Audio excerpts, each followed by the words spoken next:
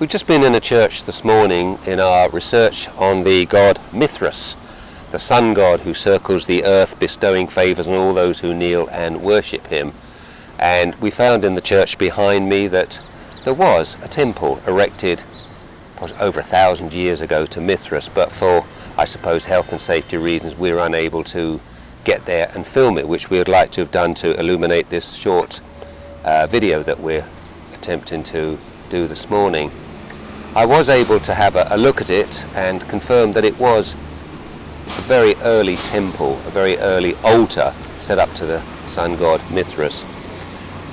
The cult of Mithras really began with the rise of Christianity. It appealed very much to the slaves, as Christianity did in those early days, and of course to the Roman soldiers.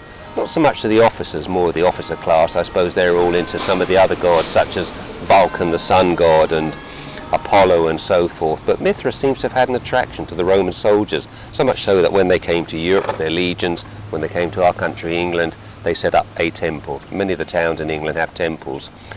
The interesting thing was that as Christianity got a grip after Constantine legalized it, and the army still spread out, and Christianity started to flourish then, the cult of Mithras decreased.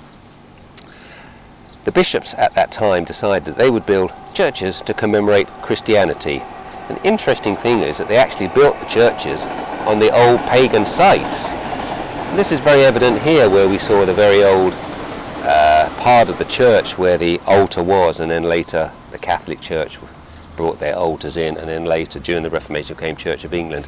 But if you check any of the great cathedrals of Europe, Milan, Turin, and certainly Notre Dame, you will find that they were all built on these sites towards Mithras, the sun god, and some other little bit dodgy sites as well where there were human sacrifices.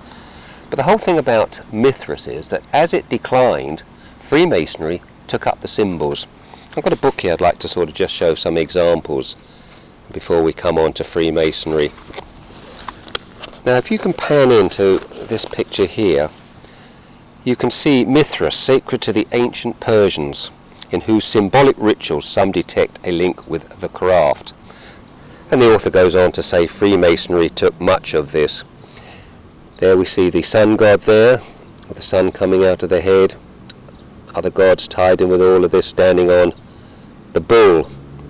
Interesting, the symbol here in Mithras' right hand. He holds the world in his left hand, and he holds this cenotaph in his right hand. There is one of those that stands in St. Peter's Square.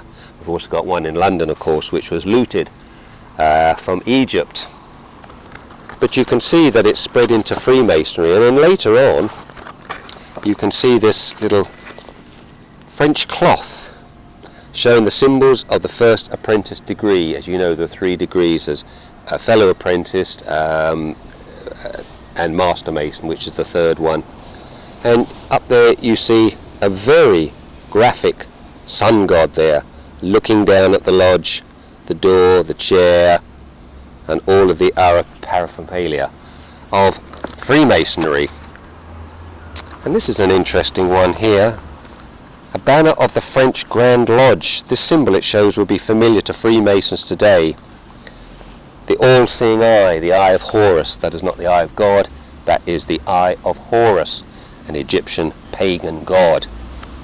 There's Mr. Sun, looking down, keeping an eye on things. So it was able to penetrate Freemasonry very, very easily. And I turn in reference to another book by William McCormick, and he goes in this in great, great detail. But I was very interested in one of the pictures that he uses there. You can see a rather hideous sun god there. Can you see him? And it says, capstone of the Navajo Temple, Mormon, now at the Quincy Historical Society, the ancient representation of Baal, the sun face with rays. So it's even penetrated some of the Mormon sites that it comes through. Just a little thing on Mithras, that a very clever ruse by the early Catholic Church, because that's who was there then, to build their cathedrals and their churches on the great pagan shrines. And I would say very much some of that symbolism remains to this day. And what we're hoping to do in the next few weeks, both James and myself, is to do a short overview on Freemasonry.